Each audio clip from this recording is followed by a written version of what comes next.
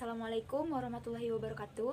Perkenalkan, nama saya Nur Amali Solehah dari Program Studi Agroteknologi Angkatan 2019 Universitas Trunojoyo Madura.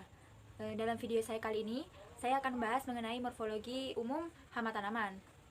Sebelum itu, saya ingin berterima kasih kepada Bapak atau Ibu dosen, khususnya juga Bapak Umam selaku penanggung jawab Laboratorium Lingkungan Tanaman.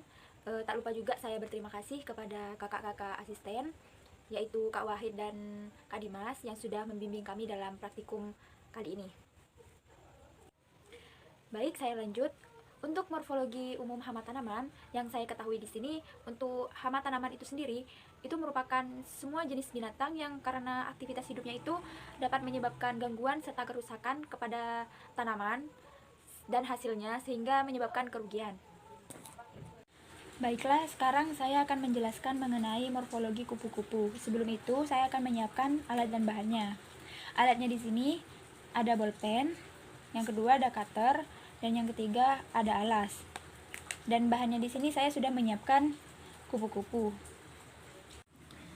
Kupu-kupu di sini merupakan serangga yang tergolong dalam ordo Ledoptera atau serangga bersayap sisik dengan filum Arthropoda dan kelas Insecta.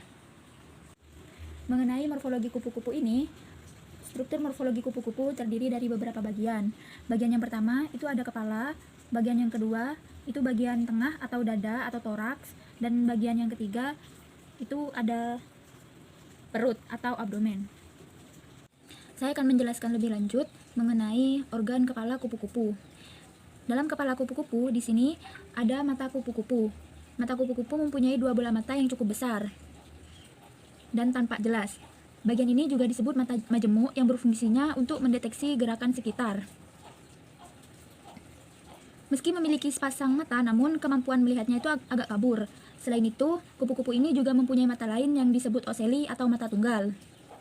Oceli ini terletak di sela-sela rambut halus dan berfungsi untuk menajamkan penglihatan.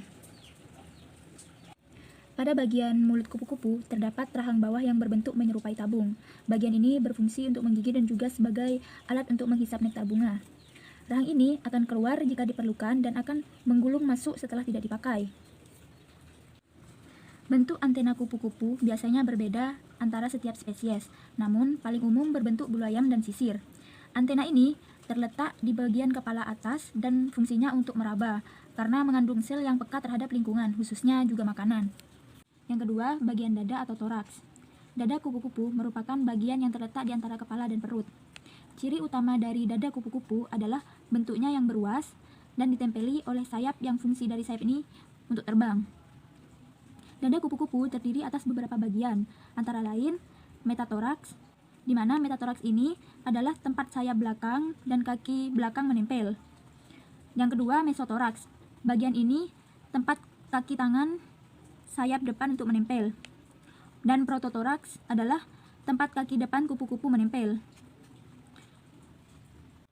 Selain sebagai tempat menempelnya sayap, dada kupu-kupu juga menjadi tempat kaki kupu-kupu berada. Kaki kupu-kupu terdiri dari 3 pasang, dengan sepasang kaki tangan, sepasang kaki depan, dan sepasang kaki belakang. Untuk bagian yang terakhir dari kupu-kupu, yang ketiga yaitu ada perut atau abdomen. Perut kupu-kupu adalah bagian yang menjadi tempat proses pencernaan makanan berlangsung, dan juga sebagai tempat lokasi penyimpanan cadangan lemak. Bagian ini mempunyai banyak ruas, dan di dalamnya terdapat organ tubuh seperti jantung, alat kelamin, dan juga otot-otot kompleks. Abdomen atau perut di sini mengandung bagian besar dari sistem pencernaan dan juga sistem pengeluaran. Di ujung abdomen ditemukan genitalia atau alat seksual. Di sini yang terakhir, di belakang abdomen ini ada anus sebagai tempat mengeluarnya kotoran. Baiklah, setelah saya menjelaskan mengenai morfologi kupu-kupu tadi, saya dapat menarik kesimpulan bahwa kupu-kupu itu terdiri dari beberapa bagian. Bagian yang pertama itu ada kepala, dan bagian yang kedua itu ada dada atau toraks, dan bagian yang ketiga itu ada abdomen atau perut. Terima kasih, itu yang dapat saya sampaikan. Jika ada salah kata atau kekurangan, saya memohon maaf. Wassalamualaikum warahmatullahi wabarakatuh.